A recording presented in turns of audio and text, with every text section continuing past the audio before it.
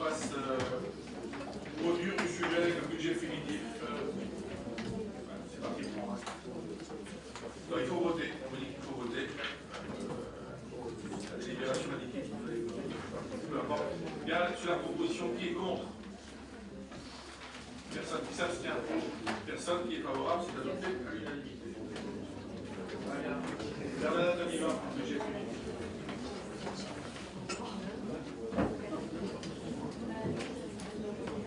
Monsieur le Président, chers collègues, S'il vous plaît. le budget 2017 est le troisième budget de ce mandat. Ce budget a été construit dans le même état d'esprit que les précédents. Nous nous étions fixés un cap, et malgré les contraintes qui s'imposent à nous, nous le tenons. Le budget 2017 est, une fois de plus, la démonstration de notre méthode. Mobilisés en permanence pour trouver les meilleures solutions, nous recherchons des recettes supplémentaires, nous agissons pour maîtriser le périmètre de nos dépenses, et ce, tout en préservant le niveau et la qualité de service attendus par les habitants, les habitantes et les acteurs de notre territoire. Notre approche est vertueuse. Hors reprise du résultat 2016, le budget 2017 totalise 383 millions d'euros de dépenses réelles, budget en diminution de 1% par rapport au BP 2016. Il se décompose ainsi 294 millions d'euros pour le budget principal, 53 millions d'euros pour le budget des déplacements, 22 millions d'euros pour le budget des déchets ménagers, 200 000 euros pour le budget des ports de plaisance. À cela s'ajoutent 3 millions pour le budget de l'eau, 4 millions pour le budget de l'assainissement, 6 millions pour le budget du réseau de chaleur. Les recettes réelles de fonctionnement s'élèvent à 315 millions d'euros. Si on neutralise les transferts de compétences du Conseil départemental, celle-ci progresse de 1,4% par rapport au budget 2016. En tenant compte d'un effort moindre demandé à la collectivité au redressement des finances publiques de 2,3 millions d'euros contre 5 millions d'euros en 2016, effort qui, je le rappelle, représente 42 millions d'euros en cumulé depuis 2013. La DGF devrait diminuer en 2017 de 9%. La fiscalité directe locale représente 27% de nos recettes de fonctionnement. Le produit de la fiscalité ménage est attendu à hauteur de 46,9 millions d'euros et le produit des impôts économiques à hauteur de 38,1 millions d'euros. Le budget 2017 est marqué par une progression du produit fiscal résultant uniquement de l'évolution des bases d'imposition. À ce stade, les prévisions concernant la taxe sur le foncier bâti et la contribution foncière des entreprises restent prudentes, compte tenu de l'absence d'informations sur les impacts de la réforme des valeurs locatives des locaux professionnels. En effet, cette réforme voulue par l'État entre en vigueur au 1er janvier 2017. Ce dispositif qui, en principe, garantit les ressources de la collectivité et prévoit un lissage sur 10 ans des cotisations des entreprises, est à ce jour difficilement lisible. Les taux d'imposition sont maintenus à leur niveau de 2016. Nous n'augmentons pas les taux. Sur le budget des déplacements, l'inscription budgétaire pour le versement transport repose sur une prévision de produit de 39,3 millions en augmentation de 0,9 millions d'euros par rapport au BP 2016. À laquelle j'ai l'impression qu'un budget, on en parle une fois dans l'année, mais j'ai l'impression que ça n'intéresse pas tout le monde dans l'Assemblée.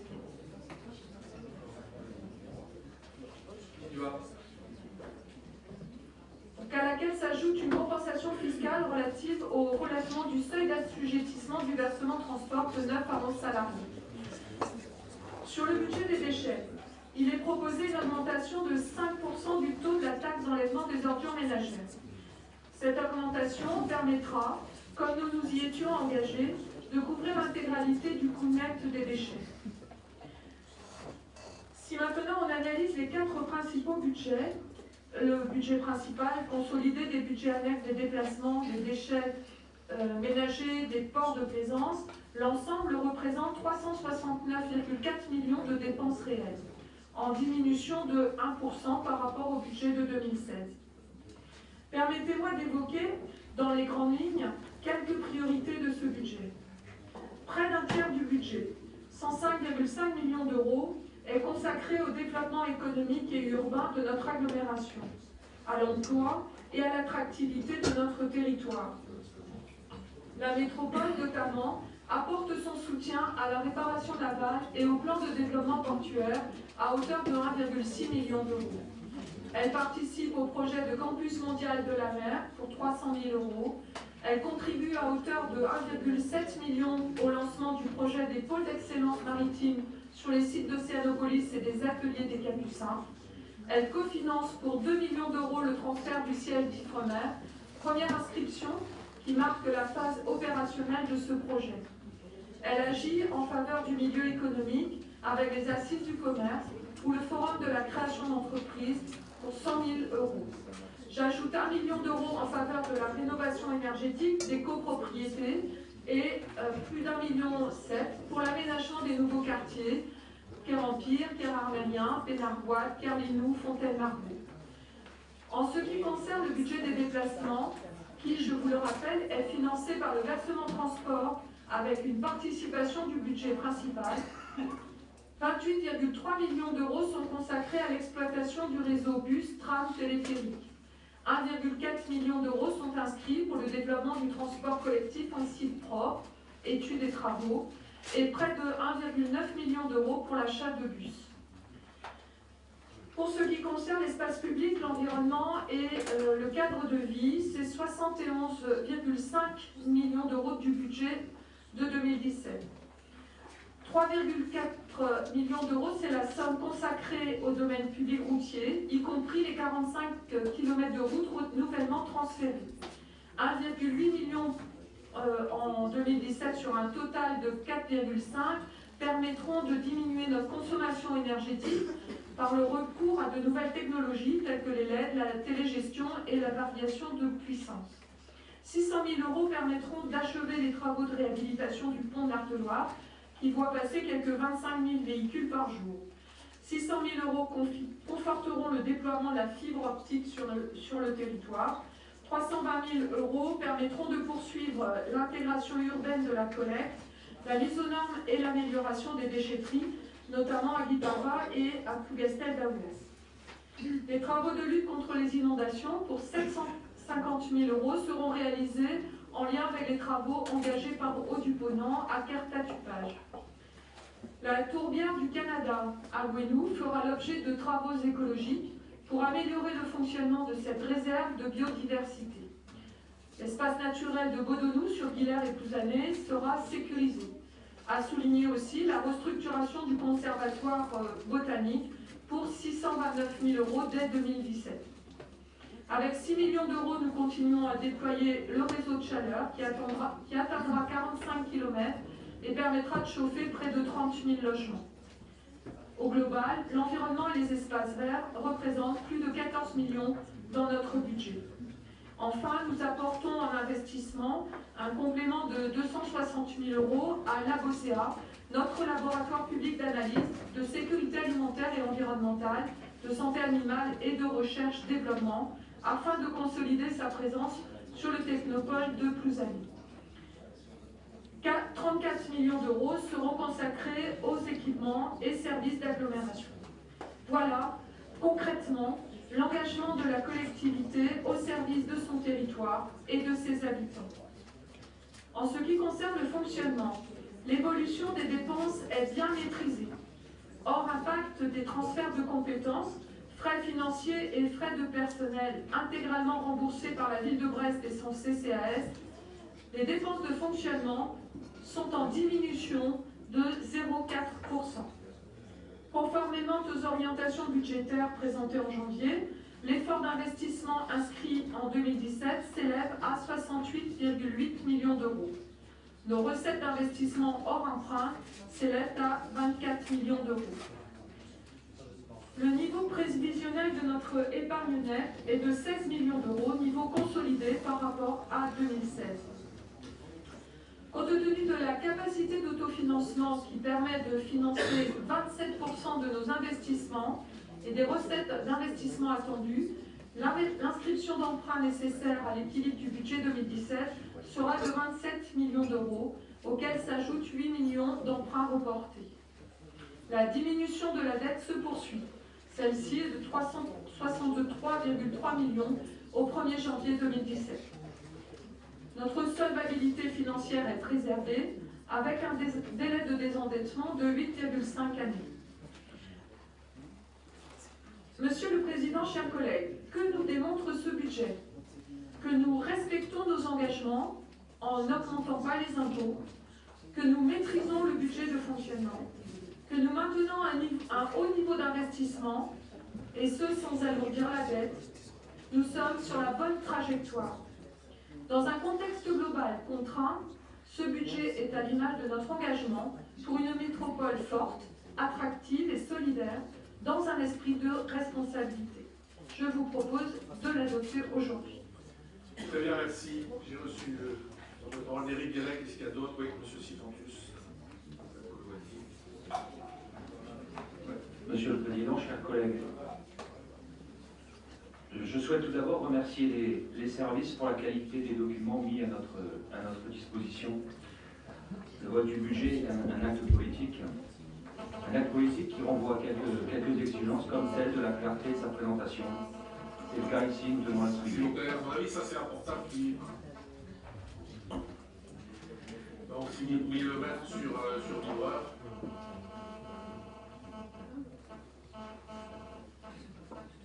Enfin, sur vos avions, plus exactement, parce que sur l'ouvreur, ça ne change rien du tout. Je continue. Il va sans dire que ce vote intervient dans un contexte de tension, un contexte budgétaire instable, avec des baisses incessantes de dotation d'État que notre collectivité subit depuis 4 ans. Près de 41 millions d'euros de pertes cumulées pour Brest Métropole. Près de 3 millions de baisses supplémentaires pour cette année. Cette contrainte s'impose à notre collectivité territoriale. Nous, élus communistes, déplorons ces choix gouvernementaux, vous le savez. Notre majorité à Brest Métropole, elle, a élaboré un programme ambitieux qui répond aux attentes des habitants et du territoire dans une période de turbulence. Face à cette situation budgétaire difficile, nous n'avons pas fait le choix du renoncement. Nous nous attachons à mettre en œuvre nos engagements. Ce budget primitif 2017 en est la preuve. Au-delà de l'augmentation modérée de la taxe d'enlèvement des ordures ménagères, qui permettra d'améliorer le financement des déchets, les impôts sur les ménages n'augmenteront à nouveau pas cette année. Brest Métropole est en bonne santé financière et cela nous permet d'envisager les projets de demain. Le niveau d'investissement cette année illustre notre ambition pour le territoire et ses habitants. Près de 69 millions d'euros sont déployés sur l'ensemble de nos budgets. Des investissements utiles à l'économie locale et à l'emploi. Des investissements utiles pour répondre aux besoins de la population. Tout ce que nous le faisons pour toutes et tous, toujours. Sans nos nombreux équipements, nos infrastructures, nos lieux de recherche, de culture, nos réseaux de transport, de télécommunications, la qualité de vie sur Brest Métropole et la vitalité de son territoire serait bien moindre. C'est pour ces raisons que nous les soutenons et que ces investissements ne servent pas de variable d'ajustement. Ils contribuent à bâtir la métropole de demain. Ces investissements, indispensables, nous amènent à maîtriser les dépenses de fonctionnement. Nous veillerons à ce que cela se fasse en concertation avec les agents de notre collectivité, dans le respect de leurs conditions de travail. Nous aurons toujours à cœur de rendre des services de qualité à la population, dans un souci réaffirmé sans cesse de proximité. Nous avons la conviction qu'une bonne articulation entre la vitalité économique, la recherche d'un développement équilibré et la culture de la solidarité est un atout évident pour le territoire. Que cette articulation est un cap à garder pour un avenir de progrès. Ce budget exprime cette dynamique et appuie cette conviction. C'est pour cette raison que le groupe des élus communistes et de progrès votera le budget primitif 2017 de la métropole. Monsieur le Président, je vous remercie. Très bien, merci. Monsieur Sifantus. Monsieur le Président, chers collègues, le projet de budget primitif que vous soumettez au débat est sans surprise. Il est dans la droite ligne du débat d'orientation budgétaire voté en janvier. Comme à la ville de Brest, tout est fait pour minimiser les éléments inquiétants du contexte économique général et local. En particulier, l'inversion de la courbe des taux d'intérêt qui nous emmène vers une remontée de ces taux qui sera aussi durable que l'a été la baisse et dont, au passage, personne n'a su tirer le meilleur parti pour assainir les finances à tous les niveaux. Ce projet ne tient bien évidemment pas compte des alertes que nous lançons ici régulièrement, ni de nos suggestions pour réaliser de vraies économies.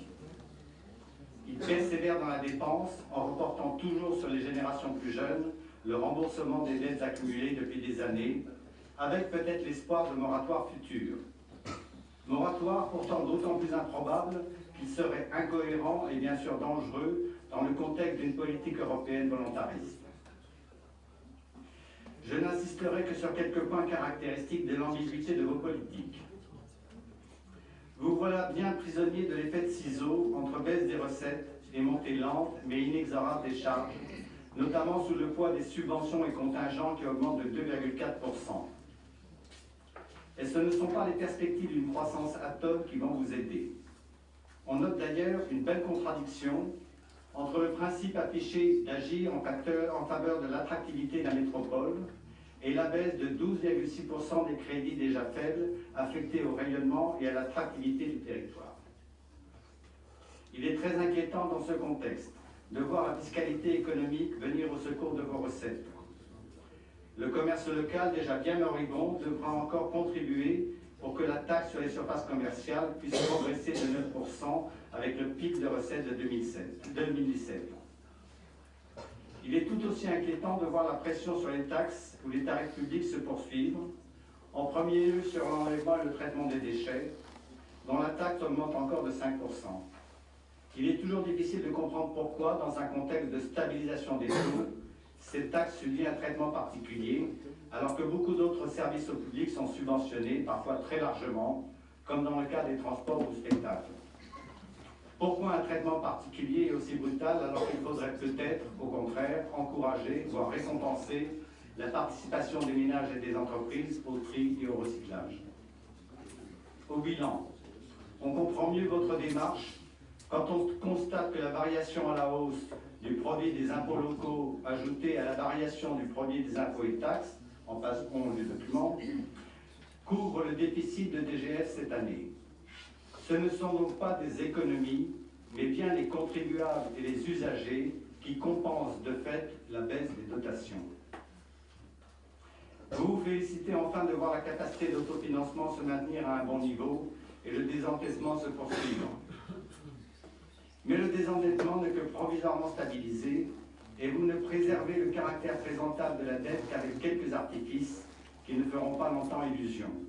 Artifices tels que le transfert de dette vers vos satellites et non leur remboursement, ou le lissage de la mobilisation d'emprunts à hauteur de 8 millions d'euros, ou encore l'amélioration de l'épargne de gestion dont vous fait opportunément bénéficier le transfert des compétences du département. Qu'il s'agisse de pression fiscale ou d'endettement, tout montre que l'avenir de la métropole ne sera pas aussi rose que vous le promettez, comme veulent aussi le faire croire les marchands d'utopie qui nous rendent visite. Au risque de se répéter, il est grand temps de mettre en place de véritables économies d'une part, et de concentrer vos efforts sur la relance de l'activité économique de l'autre, au-delà des seuls services, et avant que les vraies difficultés ne nous atteignent, mais ce n'est pas ce budget qui en donnera le signal. Pour cela, nous voterons donc contre ce projet. Je vous remercie de votre attention. Très bien, merci. Madame Colouazzi. Monsieur le Président, chers collègues, tout d'abord, je souhaite remercier au nom du groupe Madame Abivin pour la présentation de ce budget primitif 2017, ainsi que les services pour la qualité du rapport de présentation. Suite au transfert de compétences du Conseil départemental vers la métropole au 1er janvier 2017, ce budget intègre la dotation de compensation des charges transférées versées par le département pour 2,9 millions d'euros, équilibrés en dépenses et en recettes. Dans un contexte toujours aussi tendu pour les collectivités, cette année 2017 devrait offrir un répit bienvenu aux finances de notre métropole.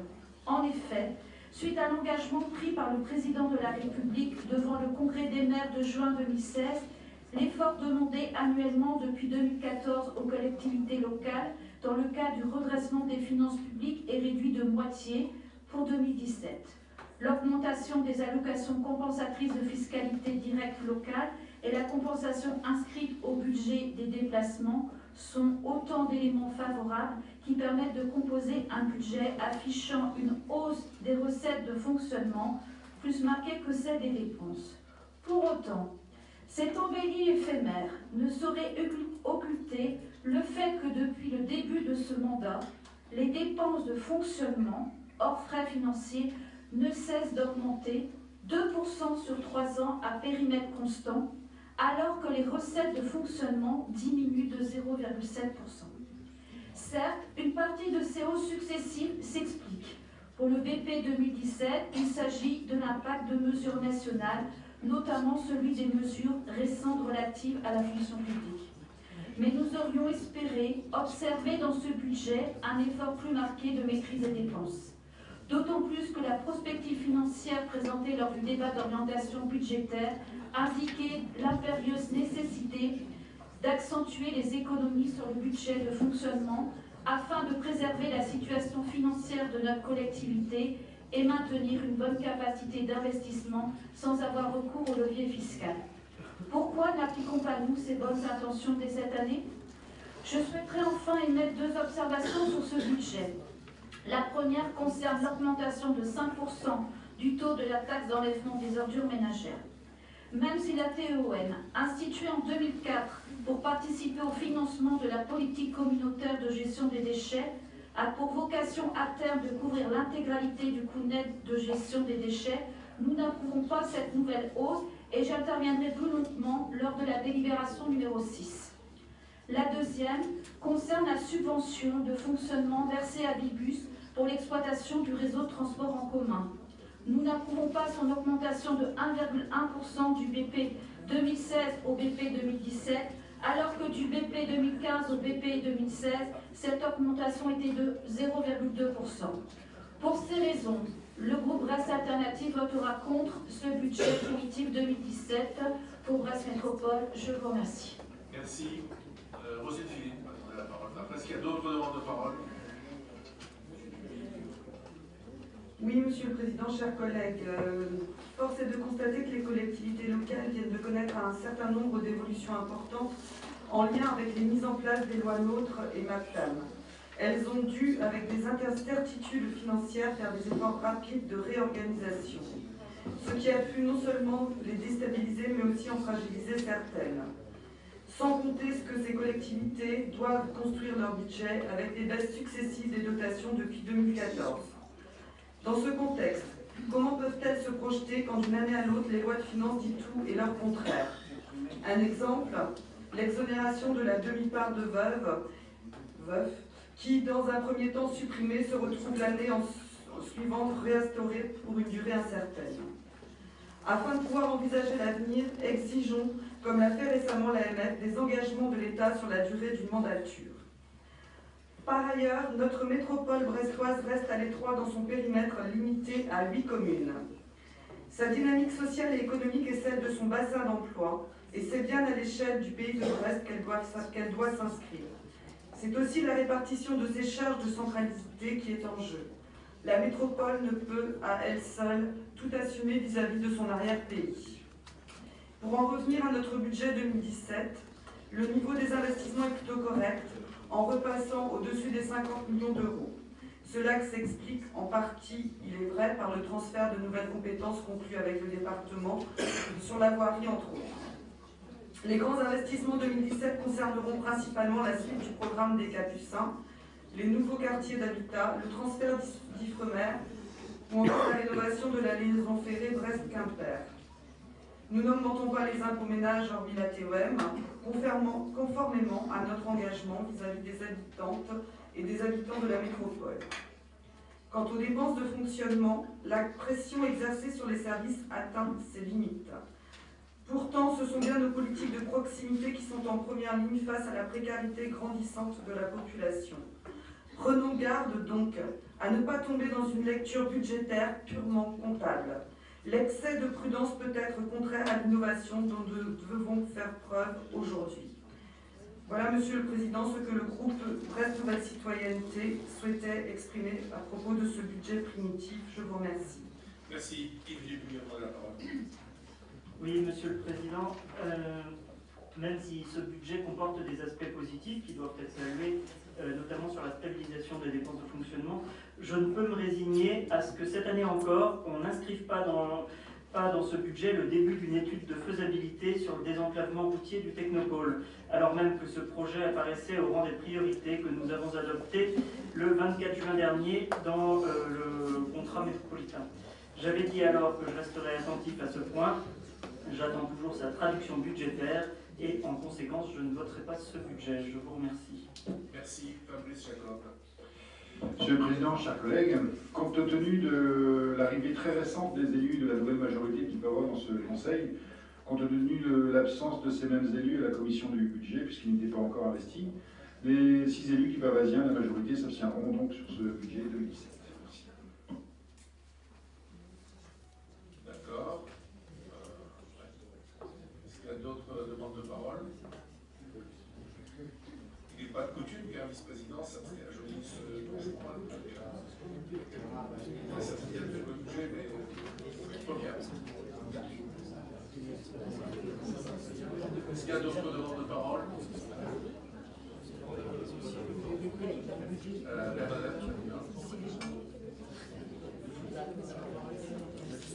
Oui, Monsieur le Président. Je voudrais d'abord remercier Éric Guéret parce que ses propos ont vraiment été des propos positifs et des propos qui rejoignent nos ambitions partagées. Nous ne renonçons à rien, nous envisageons les projets pour l'avenir et je l'entends tout à fait avec aussi la préoccupation que nous avons de ceux qui font le service public au quotidien, à savoir les agents. Je le disais tout à l'heure, ce budget est le 3e budget du mandat. Et je peux constater une nouvelle fois que Rassemblement pour Brest nous resserre la même soupe. C'est la soupe à la grimace. À chaque fois, c'est le même discours. À chaque fois, c'est un discours négatif. Un discours qui n'est absolument pas notre manière d'envisager l'avenir de la métropole et qui ne le sera jamais. Nous savons qu'il y a des difficultés, nous les prenons en compte. Nous ne sommes pas naïfs, mais notre manière de faire ne sera jamais la vôtre. En ce qui concerne la TOM, parce que c'est un sujet qui a été, en tout cas l'augmentation des taux, nous l'augmentons parce qu'il nous semble que la contribution des ménages, pour ce qui est de la collecte, en tout cas du traitement des déchets, eh bien, peut être partagée. Hein. Donc on est à un taux de 5,71% cette année. Juste un chiffre en miroir, le taux moyen en 2015 de la TOM dans les métropoles, en 2015, je n'ai pas les chiffres plus récents, était de 9,16%. Donc je pense que nous nous étions engagés à couvrir le coût des déchets par la taxe, ce qui a de notre point de vue tout son sens. Et nous arrivons aujourd'hui, avec cette décision d'augmenter de 5% le taux, nous arrivons aujourd'hui à couvrir l'ensemble des dépenses liées aux déchets. Dans un esprit aussi, et nous continuons, et ça la métropole l'a démontré et le démontre au quotidien, dans un souci de pédagogie et de sensibilisation au tri et à une autre manière de concevoir la gestion des déchets. Merci, il faut dire vraiment la parole. Oui, simplement pour dire que la lecture de ce budget, en tout cas, ce qui me satisfait, c'est qu'il préserve, alors les équilibres, comme le disait tout à l'heure Éric Guélec, et qui est aussi vice-président à la proximité pour ce qui concerne Guy Pava, donc il préserve les équilibres notamment sur le développement économique. Le développement économique impacte particulièrement Guy Pava. Pour la métropole. Guy Pava est un des territoires principaux, effectivement, du développement économique. Ce budget le permet et il démontre aussi une certaine maîtrise globale des finances. C'est ce que, à l'époque du DOB, il avait été énoncé, c'est ce qui a été aujourd'hui, en tout cas, prévu dans ce BP. Donc, pour toutes ces raisons-là, évidemment, je voterai pour. Merci. Pas d'autres demandes de parole. Juste, personne ne comprend personne dans ce type d'instance, mais M. Sifantus a mis encore une fois de plus nos satellites, comme il dit. Et juste pour vous donner un exemple, j'ai demandé, mais ça mérite d'être dégrossi, d'être affiné, qu'on fasse une comparaison entre deux équipements qui sont à peu près les mêmes. L'Arena, à Brest, et un équipement tout à fait similaire qui s'appelle Vent d'Espace, à Bouilleron-le-Captif. Tout le monde sait où c'est Bouilleron-le-Captif, c'est en Vendée. Donc deux équipements qui ont à peu près les mêmes caractéristiques, deux arénas, et qui font à la fois du sport, des événements sportifs et des spectacles divertissants. Le chiffre d'affaires de Brest Arena est de 1 153 000, le dernier CA, chiffre d'affaires. Et à Vent d'Espace, il est direct, donc ce qui est payé par l'usager. Et à Vent d'Espace, il est de 0,5 millions d'euros. Le nombre de salariés. Alors, j'ai oublié, question préalable, j'ai oublié de vous dire que Brest Arena, comme vous le savez, est délégué au satellite avec toutes l'opacité que l'opposition connaît bien. Vent d'Espace est en régie directe. Voilà, c'est dans le budget du conseil départemental de Vendée. Nombre de salariés. Les subventions, excusez-moi. Subventions, Brest Arena, 1,2 million. Vent d'Espace, 3,5 millions. Bon. Nombre de salariés à Brest Arena, plus le parc de Pafel, enfin, Brest Expo, il y a 5 plus 4, ça fait 9, et mutualisé dans les deux équipements. Vent d'Espace, 16. Nombre de manifestations sportives en 2016, pardon. Brest Arena, 20. Vent d'Espace, 7. Nombre de spectacles, donc non sportifs. Brest Arena, 27. Vent d'Espace, 13. Voilà. Tout est dit. Et j'ai un autre exemple qui ferait plaisir à certains d'entre vous. C'est une comparaison entre le Ricla Stadium, donc la patinoire qui est gérée par notre Brestien opaque, comme chacun sait, et la patinoire d'Épinal qui est en régie directe. Les chiffres sont à peu près comparables. Voilà, je propose d'adopter ce budget. La métropole de Bouilleron-le-Captif. Non, c'est le conseil départemental, Métropole. Bien, qui est contre l'adoption de ce budget? Donc, les deux groupes de l'opposition brestoise, plus Mme Bérogallo, qui s'abstient. Donc, le groupe des élus de Guy-Pava, qui est favorable, le budget est adopté. Merci. Ah oui, M. Dubic et qui s'abstient. Le vote des taux de fiscalité 2017, Oui, donc comme je le disais tout à l'heure, les taux sont identiques à ceux de 2017, donc de 2016, pardon, la taxe d'habitation 13,64, la taxe foncière sur les propriétés bâties 2,93, la taxe foncière sur les propriétés non bâties 8,15 et la cotisation foncière des entreprises 29,17. Avis favorable à la majorité de la commission. Merci. Est-ce qu'il y a des remarques, des questions? Tout est dit. Donc on adopte cette délibération. Qui est contre? RPB. Qui s'abstient? BA. Qui est favorable? C'est adopté. La taxe d'enlèvement des ordures ménagères. La taxe d'enlèvement des ordures ménagères, il est proposé de la porter à 71%. Donc avis favorable à la majorité de la commission. Merci. Oui, allez-y, monsieur Hervé. Merci Monsieur le Président. Vous êtes engagé depuis plusieurs années dans une augmentation sévère et continue de la taxe d'enlèvement des ordures ménagères. Aujourd'hui encore, vous nous proposez d'augmenter cette taxe de 5%. Alors sans compter les augmentations de la valeur locative sur laquelle cette taxe est fondée, la taxe aura connu une augmentation de 20% depuis le début du mandat. Vous dites être attentif à la stabilité des taux de fiscalité locale. Pourquoi donc, je vous pose la question, la TEOM échappe-t-elle à cette exigence? Vous me répondrez sans doute que vous souhaitez équilibrer le budget annexe des déchets avec ses recettes propres pour supprimer la contribution d'équilibre provenant du budget général. Pourquoi pas? Mais lorsqu'on souhaite équilibrer un budget, on peut soit faire le choix d'augmenter les recettes, comme vous le proposez, soit au contraire envisager de réduire les dépenses. Le tri et le traitement des déchets représentent aujourd'hui plus de la moitié des dépenses du budget annexe des déchets. Nous pensons qu'une réduction de ce poste serait opportune. La SPL Sotraval, qui trie et traite les déchets pour le compte de Brest Métropole, ne pourrait-elle pas engager une démarche d'amélioration de sa performance en vue de réduire ses coûts? Par ailleurs, la vente de la chaleur issue de l'incinération des déchets par Sotraval à Écochaleur de Brest est souvent présentée comme une source de revenus permettant de diminuer le coût de traitement des déchets.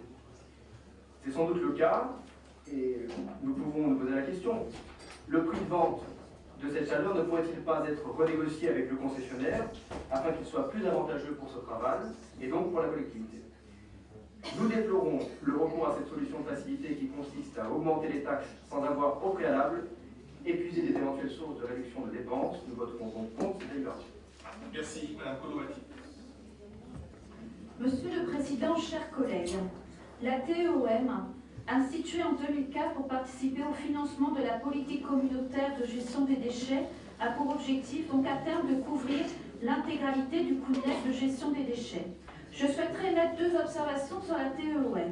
Premièrement, de 2009 à 2014, le taux de la TEOM a augmenté de 11,8%, soit une augmentation moyenne annuelle de 2,3%. Depuis 2014, le taux de la TEOM a augmenté de 20,7%, soit une augmentation moyenne annuelle de 6,5%. Nous constatons donc que depuis le début de ce mandat, le taux de la TEOM augmente presque 3 fois plus que sur le mandat précédent. Deuxièmement, la TEOM est une taxe payée par le contribuable et non l'usager pour financer un service public. Cette taxe repose sur les valeurs locatives et la quantité de déchets produits par le contribuable n'est nullement prise en compte. C'est pour répondre à cette critique qu'a été créée la TEOM incitative. L'introduction d'une tarification incitative correspond à un changement de perspective. Il ne s'agit plus uniquement de financer le service public, mais également de modifier le comportement du producteur de déchets pour l'inciter d'une part à réduire la quantité de déchets produits, d'autre part à trier davantage ses ordures ménagères. De plus, la loi relative à la transition énergétique pour la croissance verte prévoit que les collectivités territoriales progressent vers la généralisation d'une tarification incitative en matière de déchets, avec pour objectif que 15 millions d'habitants soient couverts par cette dernière en 2020 et 25 millions en 2025. Pour conclure, le groupe Reste Alternative, souhaitant voir étudier le passage à une TEOM incitative, votera contre l'augmentation de 5% du taux de la TEOM. Je vous remercie. Merci, Claude Bellec. Monsieur le Président, chers collègues, nous profitons de cette délibération pour rappeler quelques points concernant la fiscalité des ordures ménagères. Nous pensons toujours, comme nous l'avons dit l'an dernier lors de ce même débat, qu'il est possible d'améliorer la prise en charge collective des coûts de prévention et de gestion des déchets. La loi du 17 août 2015 relative à la transition énergétique indique des objectifs ambitieux de progression des tarifications incitatives en promouvant ces modes de financement du service public des déchets. Il est temps de s'en saisir. Une TEOM incitative permettrait de faire payer l'utilisateur en fonction de sa production de déchets. Nous pensons qu'une telle tarification prenant en compte volume, poids, levée et ressources serait plus équitable pour l'ensemble des usagers. Plus de la moitié verrait sa facture baisser. Dès à présent, elle constituerait un outil écologique indéniable. Nous sommes conscients que la mise en place de ce mode de financement nécessite des investissements importants, presque 2 millions d'euros, et pose des difficultés concernant l'habitat collectif. Mais ces difficultés et cette complexité peuvent être dépassées. La problématique de l'habitat collectif nécessite, il est vrai, un important travail en amont par la collectivité, mais nos services sont en mesure de le réaliser en lien avec les syndicats de copropriété. Les solutions techniques existent et sont satisfaisantes à terme. Les études publiées par l'ADEME dernièrement le démontrent clairement. Elles démontrent aussi qu'au niveau environnemental, la TOM incitative a un impact fort sur la performance de la collecte, qu'elle permet une amélioration des taux de valorisation et ainsi qu'une diminution des quantités stockées. L'effet est également positif sur l'émission des gaz à effet de serre. L'engagement de la métropole dans l'appel à projet territoire zéro gaspillage, zéro déchet ouvrait pourtant des perspectives. Aussi, nous souhaitons vivement qu'un travail redémarre dans le sens d'une fiscalité incitative. Sur cette délibération, notre groupe s'abstiendra. Je vous remercie. Merci. Est-ce qu'il y a d'autres demandes de parole? Voilà. 2 points sur les déchets, dont je ne suis pas le seul responsable, comme vous le savez. Je vais répondre d'abord en partie à Claude Bellec, dont la proposition est intéressante sur, effectivement, aujourd'hui, la taxe d'enlèvement incitative, ce qui n'existait pas préalablement, et une explication sur le fait que nous n'avons pas, à la métropole de Brest en tout cas, pour le moment, adopté la redevance incitative. Alors, la redevance incitative qui a des effets extraordinaires chez nos voisins. Si vous allez, par exemple, dans le pays des Débats, on ne va pas le nommer, vous verrez ce à quoi ça vous dit. La redevance incitative, première idée, c'était le Grenelle de l'environnement, a totalement ignoré le fait urbain. Totalement ignoré. Et Claude a raison de dire que la difficulté, c'est d'appliquer un système incitatif à l'habitat collectif. Bon, je ne vais pas communiquer, surtout pas ici avec elle, sur ce qui est possible techniquement. Je vous demande d'imaginer ce que c'est qu'un immeuble où il faudrait que chacun ait sa carte magnétique pour pouvoir accéder à une poubelle, carte bien entendu qui l'identifie, et le suivi de ceci. Partout où vous avez cela, vous avez des difficultés, ne serait-ce que de comportement, qui sont évidentes à comprendre. Plutôt que cela, ce qui a été adopté comme politique et remarquablement mené par le service, c'est l'incitation permanente à un meilleur tri et à l'évitement du gaspillage. Et nous avons dans ce domaine d'excellentes performances. Je précise bien, et nous sommes d'ailleurs pour cela lauréats avec le REN de l'appel dont on vient de parler Claude, qui est celui du territoire vers le zéro déchet, vers le zéro gaspillage. Mais l'idée que des recettes comme la redevance, voire même, et ça je l'ai dit déjà d'être étudié, la taxe incitative, en tout cas ça n'est pas le remède miracle. Mais c'est utile à vérifier, sauf la redevance. Alors pour finir sur la redevance, certains s'en souviennent, puisque Jean-Michel Lelord, qui vient de rejoindre le conseil municipal de Brest, avait participé aux réunions à l'époque. Il était apparu que sur Bellevue, par exemple, pour Brest et sur Couzanet, c'était le doublement de la facture pour l'usager. Le doublement. Alors après, vous allez toujours pouvoir essayer de vendre ça comme étant un progrès. Donc, problème technique incontestable. Deuxièmement, oubli total du fait urbain dans le Grenelle, et vous avez le résultat des difficultés que certains connaissent. Mais je ne saurais finir ce propos sur cet aspect-là des choses sans être très positif sur le travail qui est aujourd'hui mené par les services et par ce qu'on appelle les ambassadeurs du tri, avec un résultat remarquable. Sur le second point, c'était Rémi Hervé qui est intervenu sur ce travail. Ce travail, comme vous le savez, n'a pas de dividendes à distribuer, mais elle le fait sous forme de réduction de coûts auprès des 10 collectivités, des 10 communautés de communes et métropoles qui la composent.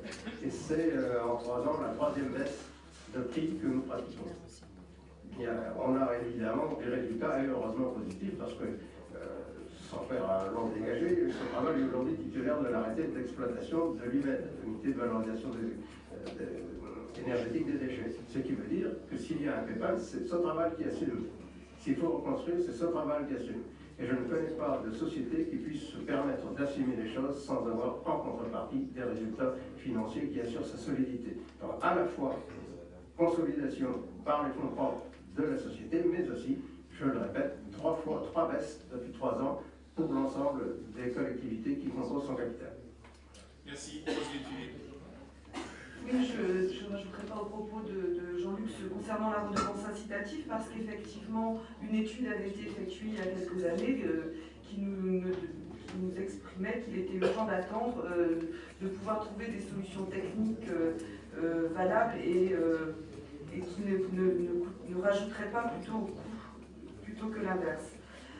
Concernant l'optimisation du tri, et concernant donc nos performances, effectivement, nous sommes territoire zéro déchet, zéro gaspillage, et en ce sens, je pense qu'un label de cette nature prouve que notre métropole a quand même une gestion de valorisation de ses déchets plutôt optimum, ne serait-ce que effectivement par le réseau de chaleur et les ordures ménagères, mais également par toutes les opérations que l'on peut mettre en place sur la métropole, de conteneurs enterrés, de porte-à-porte volontaires et de compostage. C'est-à-dire que c'est une autre manière de voir les choses.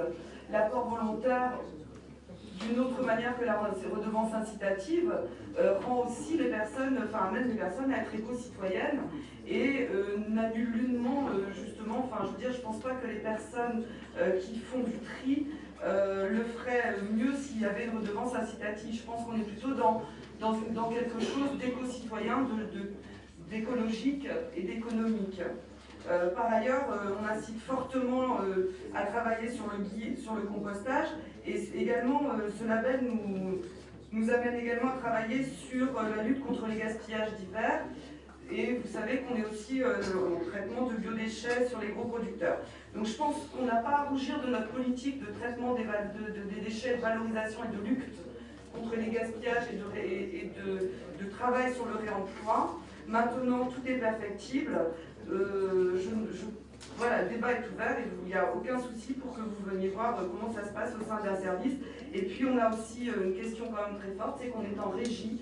Et cette régie, comme l'a dit Jean-Luc, a des performances dont on est vraiment effectivement assez fiers. Et je dois dire que cette politique est menée de manière motivée et motivante par des personnes qui font tout pour que cette réduction des déchets soit une réalité. Voilà, merci. Très bien, merci. Oui, monsieur Bertrand. Oui, Monsieur le Président, juste une observation, enfin plutôt une réflexion. Quand on aborde cette question des déchets, je trouve qu'on est quand même face à une certaine contradiction. D'un côté, effectivement, on a cette augmentation de la taxe dont tout le monde déplore, et ça me paraît effectivement censé de le déplorer. D'un autre côté, on parle de problématiques de taxes incitatives, et on aura tout à l'heure une délibération sur le réseau de chaleur, sur une problématique qui est également de production d'énergie par rapport aux déchets. Et là, on voit bien que les choses s'entrechoquent un petit peu, parce que d'un côté, si on fait du tri, bien évidemment, la ressource pour alimenter le réseau de chaleur, elle a tendance, c'est a priori l'objectif, à diminuer. De l'autre côté, si on met en place comment dirais-je, une taxe incitative, là aussi, on diminue la ressource. Donc, je pense qu'il y a une vraie réflexion à avoir sur ces questions. L'un ne va pas sans l'autre. Et je me permets de vous suggérer, Monsieur le Président, à l'adresse peut-être aussi des services, cette question, me semble-t-il, pourrait faire peut-être l'objet d'une plénière un de ces jours, pour que l'on puisse effectivement aborder autrement que dans cette enceinte, parce que c'est pas très facile de le faire, ces questions qui sont, à mon avis, fondamentales à court terme, parce que ça touche à la fiscalité et donc au pouvoir d'achat des contribuables de la métropole, et également à long et moyen terme, puisque la question, on va le voir tout à l'heure avec le problème de l'extension du réseau de chaleur, va bien se poser à un moment donné. Je vous remercie. Merci, donc noté pour l'attente. Après, deux éléments de réponse, un élément de réponse. L'usine d'incinération UVED, pour parler clairement été créé dans les années 86 par un de mes prédécesseurs qui s'appelait Georges Lombard, et uniquement pour les besoins de la communauté urbaine de Brest. Aujourd'hui, et c'est d'ailleurs l'objet de ce travail, bien d'autres communautés de communes nous ont rejoints, ce qui d'ailleurs rend inutile le projet de four supplémentaire qui a été dans les cartons a priori pendant longtemps. Et puis deuxième chose, pour revenir à la délibération, qui je rappelle est sur le vote du taux de la TEOM, pourquoi c'était dans le programme sur lequel nous avons été élus, il était clairement indiqué, dans le programme sur lequel nous avons été élus, que nous financerions 100% du service par le taux, par la taxe. On arrive aujourd'hui à 100%, donc sauf si les coûts augmentent, eh bien l'an prochain, il n'y aura pas d'augmentation de la taxe d'enlèvement. Bien, je propose donc, et puis les promesses électorales sont faites pour être respectées.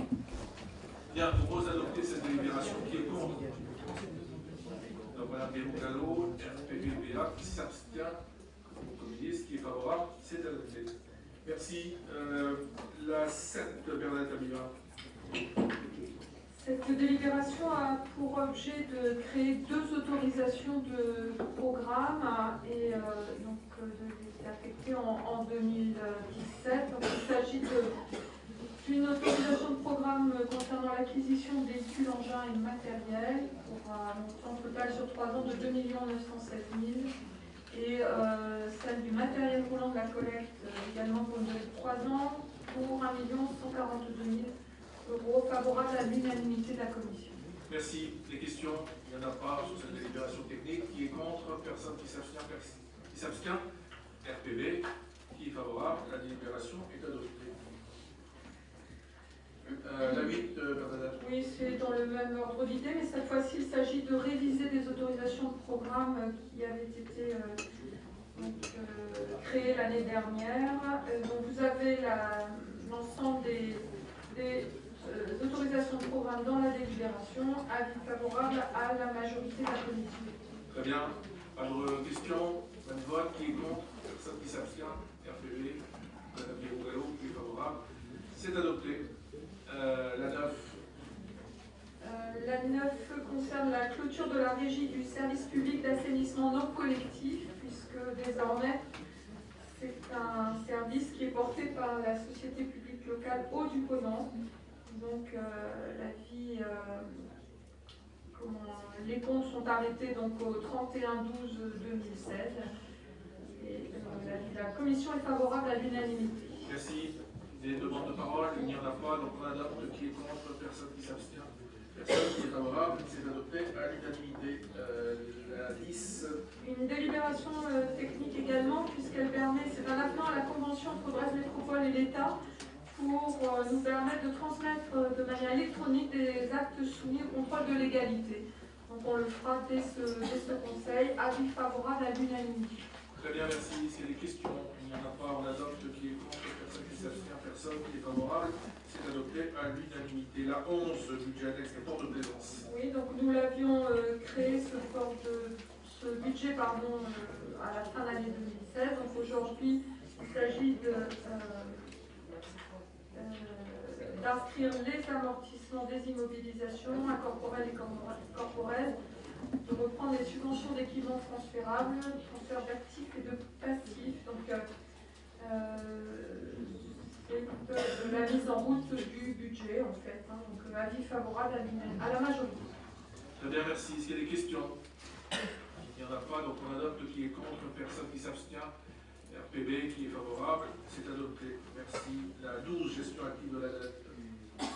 Donc, cette délibération a pour objet d'autoriser la métropole à recourir aux instruments de taux de couverture pour avoir la gestion la meilleure possible de la dette. Avis favorable à la majorité de la commission. Très bien, merci. Les questions, les remarques? Oui, Madame Mador. Non, explication de vote, comme la ville de Brest. Nous ne sommes pas défavorables à l'utilisation d'instruments de gestion active de la dette, mais comme vous le savez, nous ne sommes pas favorables à la politique de la dette. Donc nous nous abstiendrons. Merci. Bon, on ne va pas se convaincre, mais est-ce qu'il est scandaleux d'emprunter pour investir? La réponse est non.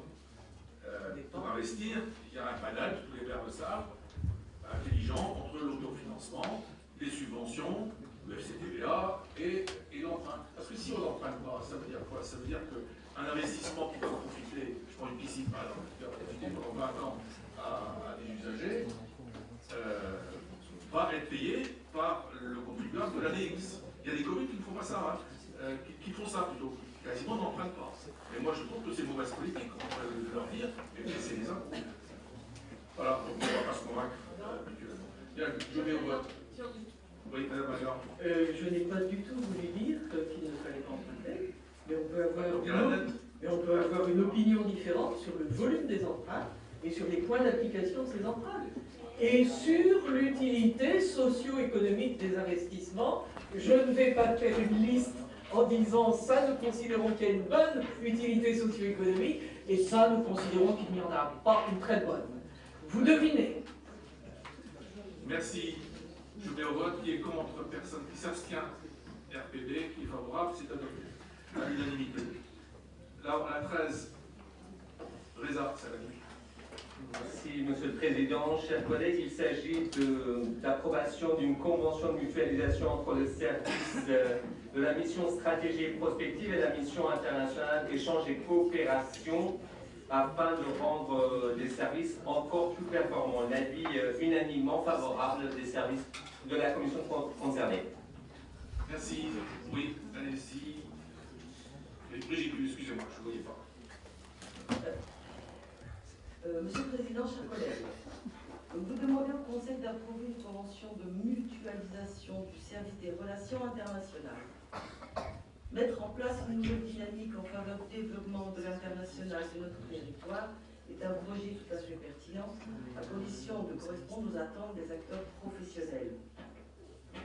Il s'agit donc ici de mettre en place une structure efficace, utile et en adéquation avec des budgets contraints. À la lecture de cette délibération, nous avons plusieurs interrogations. Quel est le bilan des missions actuelles à l'international? Quelle analyse avez-vous faite pour rendre ce service le plus efficient possible? Quel partenariat envisagez-vous avec le monde économique? Comment est organisé ce service et combien y travaille et qui dirigera cette équipe? Sous l'autorité du maire, je pense. Je vous remercie de me répondre. Président. Du président. Pardon. Merci. D'autres demandes de parole? Reza? Et Dominique, Effectivement, Monsieur le Président, les services concernés sont en contact extrêmement étroit avec des acteurs économiques locaux et sachant que la plupart des développements économiques dans le monde se font entre des gens qui parlent la même langue et qui ont des liens d'amitié, nous voulons rendre, comment dirais-je, un peu plus fluide les relations qui existent entre les acteurs économiques locaux et ceux qui œuvrent à l'international notamment. Donc les contacts sont établis et encore plus étroits d'une manière systématique avec l'UDO, avec la Chambre de commerce et internationale par exemple. Et de l'autre côté, l'ensemble des jumelages des villes de notre métropole seront concernés. Le travail de service a déjà commencé. Vous m'avez posé la question sur le nombre. Le nombre de l'effectif est équivalent au nombre précédent des deux services. Je l'ai déjà indiqué, il y a une dizaine de personnes qui travaillent dans les deux services concernés. Merci. Très bien. Oui, Dominique. Ouais, juste un petit mot. Je pense que la mutualisation du service de soins des ressources va dans le bon sens. Il était nécessaire et indispensable d'aller vers là. À mon avis, on n'est pas allé jusqu'au bout de la mutualisation. Il y a encore des pas à faire, mais c'est un premier pas. Et effectivement, à périmètre constant, on va essayer d'harmoniser un peu tout ça, parce qu'il y a aujourd'hui, il y avait deux services séparés, il y a 4 élus qui s'en occupent. Donc effectivement, ça fait, en termes de lisibilité, c'est pas toujours très lisible. Donc on avance dans le bon sens, mais il y a encore des. Merci, bien tout est dit. Vous adoptez cette délibération. Qui est contre son adoption? Personne qui s'abstient. RPB qui est favorable?